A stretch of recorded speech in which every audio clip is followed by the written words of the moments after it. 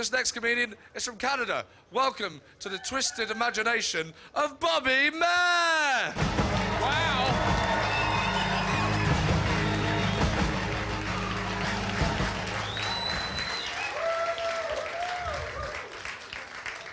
Thank you. Hi, I'm Bobby, and I've done as much cocaine as I look like I've done. I went clubbing my first night in Edinburgh, and I saw something amazing. I saw a dwarf selling MDMA.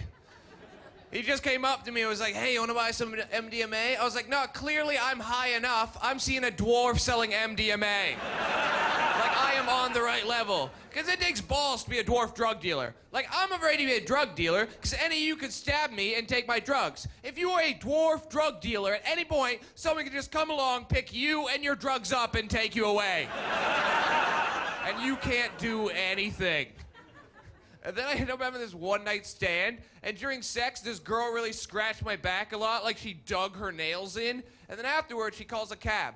And I'm waiting outside for the cab with her. And she's like, you don't have to wait for the cab with me. I'm like, yes, I do. She's like, why? I'm like, because look, if you get kidnapped and murdered, my DNA is under your fucking fingernails.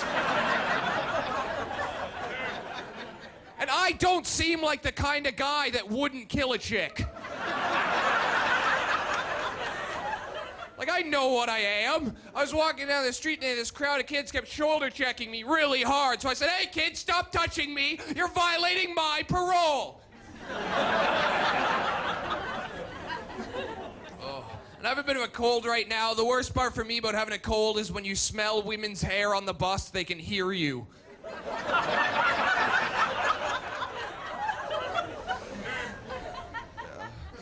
I grew this beard because I wanted to like have the beard of a man. It didn't work though. I just have the beard of a woman in the circus. Sometimes people scream at me. Yesterday somebody screamed, hey, is your beard real? Is it real? As if it wasn't, this is the beard I would choose. Like, I'll take Patchy Hobo again. And I was like, no, actually, it's not real. I just model it after Mr. Miyagi's balls. When I was just a little boy, I asked my mother, what will I be? Will I be rich? Will I be famous? Here's what she said to me. No!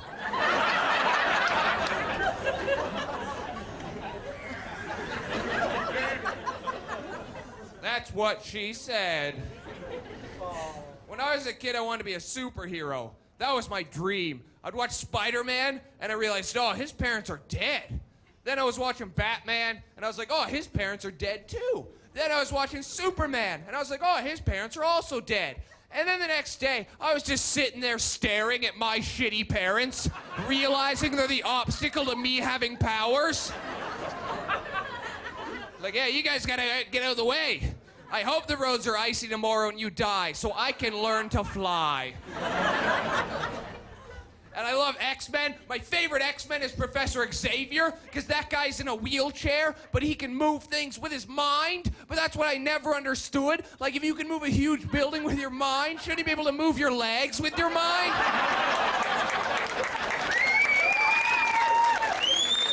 I think he was just faking it for a better disability check. That's what was going on. I'm actually adopted. I am. I've never met my mom, and I don't know what she does for a living, and that makes it hard to enjoy a lap dance.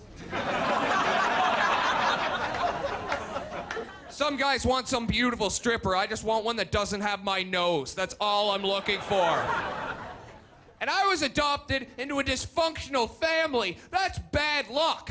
It's like my biological parents were like, oh, we do not have the capacity to take care of this child. Then my adopted parents came in, they're like, hey, we also do not have the capacity to take care of this child, but luckily we're not self-aware.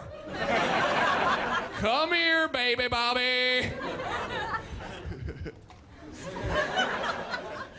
But I've been trying to sober up, reading the news more. I like Obama, and not because of his policies, just because I'd be sad if David Cameron lost his only black friend.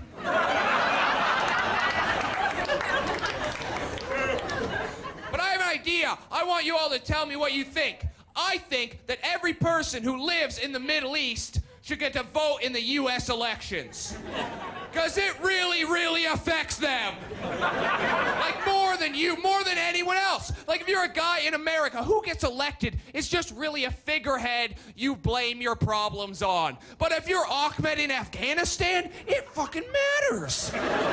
Like, who gets elected determines the size of your next family reunion.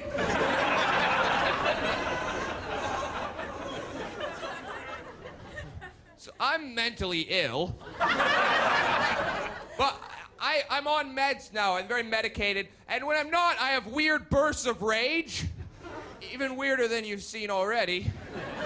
And like, I was on a train platform and I was reading a book. And I bumped into this lady accidentally. And she said, "Excuse me!" And I was trying to be nice. I was like, "Oh, what's going on?" And she's like, "No, you should have said excuse me before you bumped into me."